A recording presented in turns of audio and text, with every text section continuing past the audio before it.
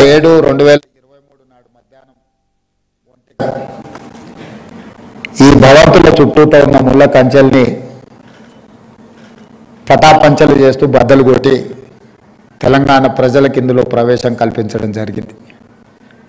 ఈరోజు ప్రగతి భవన్ నుంచి ప్రజాభవన్గా మారడం, జ్యోతిరావు పూలే గారి పేరు పెట్టుకొని ఒక సామాజిక న్యాయాన్ని అందించాలి, తెలంగాణ యువతకు సమానమైన అవకాశాలు కల్పించాలన్న ఆలోచనతోటి ప్రతి కార్యక్రమాన్ని ప్రభుత్వం బాధ్యతాయుతంగా నిర్వహించడం మొదలుపెట్టింది.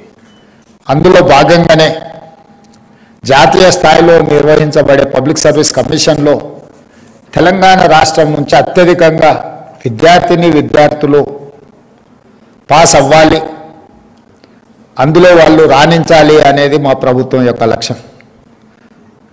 వెనుకబాటుతనం గురించి చర్చ జరిగినప్పుడు బీహార్ వివిధ సందర్భాలలో చర్చకు వస్తుంది. అంత వెనుకబడిన ప్రాంతమైన బీహార్ నుంచి ఐఏఎస్ ఐపీఎస్లు లేకపోతే ఐఎఫ్ఎస్ లాంటి సెలక్షన్ చూస్తే అత్యధికంగా ఉంటారు. మన దగ్గర ఉన్న అధికారులు చాలామందిని చూసిన బీహార్ రాష్ట్రం నుంచి వచ్చిన వాళ్ళే. దేశ స్థాయిలో సివిల్ సర్వీసెస్లో మనం ఒకసారి లెక్క తీసుకున్నప్పుడు బీహార్ రాష్ట్రానికి ఒక ప్రత్యేకమైన స్థానం ఉంది. మరి అత్యంత వెనుకబడిన ప్రాంతంగా చర్చ జరిగే బీహార్ ప్రాంతం నుంచి ఇంతమంది సివిల్స్కు సెలెక్ట్ అవుతున్నారు, రాణిస్తున్నారు అని అంటే అక్కడ ప్రత్యేకమైన శ్రద్ధ పెట్టడం వల్లనే అది సాధ్యమైంది. మరి అలాంటి ప్రత్యేకమైన శ్రద్ధ, ఆదరణ మన తెలంగాణ రాష్ట్రంలో ఉండాలి. ఇక్కడ యువతను ప్రోత్సహించాలి.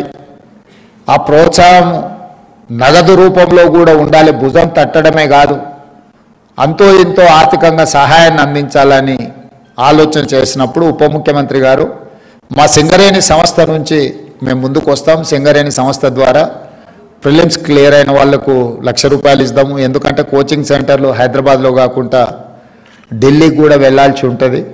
అక్కడ ఉన్నప్పుడు చిన్న చిన్న ఆర్థిక ఇబ్బందులతోటి ఈరోజు బలరాం మన సింగరేణి సిఎండిగా ఉన్న ఒక గిరిజన యువకుడు ₹50 పుస్తకం కొనడానికి లేకపోయినా చేనెంబర్ బస్టాండ్లో చేనెంబర్ చౌరస్తాలో ఒక కూలీగా పనిచేస్తూ అక్కడి నుంచి ఐఆర్ఎస్కు సెలెక్ట్ అయ్యి ఈరోజు సింగరేణి సిఎండిగా రాణించుండు అని అంటే